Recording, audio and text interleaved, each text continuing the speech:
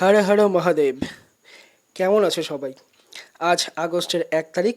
আমরা বাড়ির সবাই মিলে যাচ্ছি জল্পেশ মন্দিরে মহাদেবের মাথায় জল ঢালতে।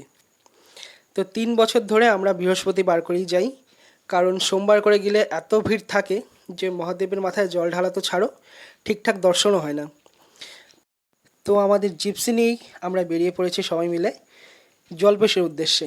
আর বাড়ির থেকে নিয়ে নেওয়া হয়েছে বেলপাতা আর গঙ্গাজল, কারণ ওখানে তো বলে গঙ্গাজল আছে, কিন্তু আদৌ তারা গঙ্গাজল মিশায় কিনা সন্দেহ। আর বেলপাতা তো নিখুঁত থাকেই না, ছেঁড়া বেড়া বেলপাতা।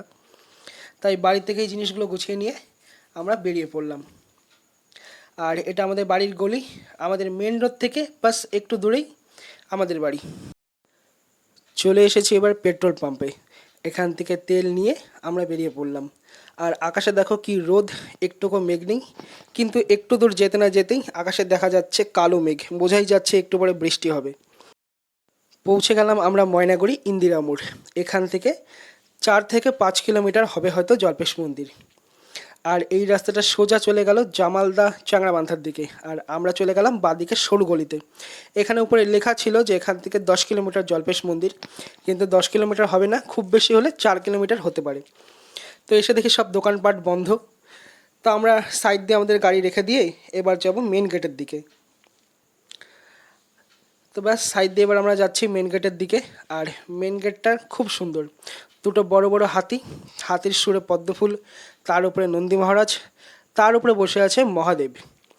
তো মেন গেটটা সেদিন বন্ধ ছিল, শুধু সোমবার করেই খোলে। তো আমরা সাইডের ছোট গলিটা দিয়ে এবার যাচ্ছি ভেতরে।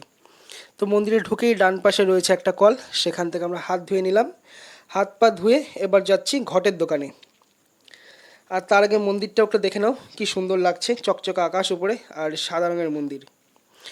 তো এসে পড়েছি আমরা ঘটের দোকানে। এখান থেকে মাটির আমরা ঘট কিনে নিলাম।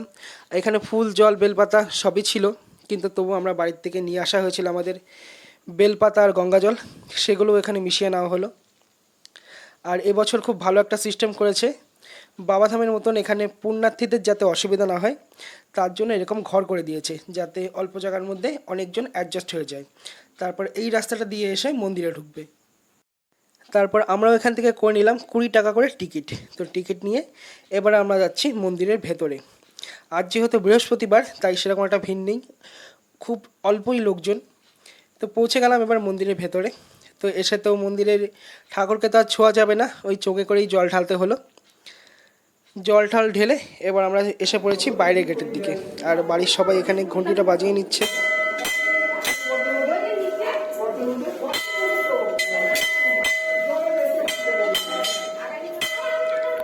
তো বুনুর এখানে হাত যাচ্ছিল না, তাই ভাই ওকে উঁচু করে ধরলো যাতে ঘন্টিটা ছুঁতে পারে। তো ও ঘন্টি বাজিয়ে নিল।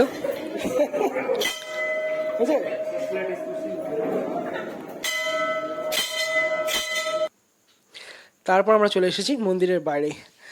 আর বাইরে এসে দেখি বীভৎস রোদ, প্রচণ্ড গরম লাগছে।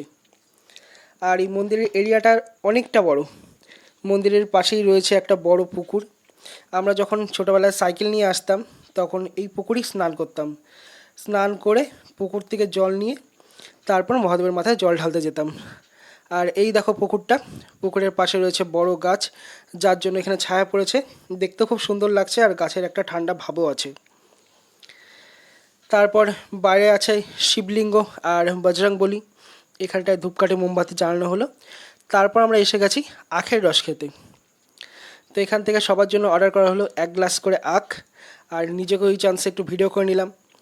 আর এবার হাতে পেয়ে গেছি আখের রস। আর এই গরমে আখের রস খেতে কারই না ভালো লাগে। তো গরমের মধ্যে ঠান্ডা ঠান্ডা আখের রস খেয়ে এবার আমরা যাচ্ছি বাইরের দিকে।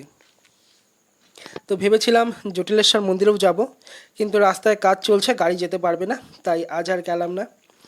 যেহেতু খাওয়া দাওয়া করে ফেলেছি, তাই ভাবলাম থাক, জটিলেশ্বরে আবার অন্য সময় আসব। তারপর এবার আমরা বেরিয়ে পড়লাম বাড়ির দিকে। আর রাস্তায় মেশো কিনে দিল চকোবার। তো চকোবার খেতে খেতে যাচ্ছি বাড়ি। আর অতক্ষণে দেখি রোদের টেম্পারটাও একটু কমে গেছে, আকাশে জমে গেছে কালো কালো মেঘ। তো ব্যাস একটু দূর যেতে না যেতেই নেমে পড়লো মুষলধারে বৃষ্টি। বৃষ্টির জন্য তো ঠিকঠাক কিছু দেখাই যাচ্ছিল না, তবুও আমরা এভাবেই যাচ্ছি বাড়ি। আর ভিডিওটা দেখার জন্য তোমাদের ধন্যবাদ।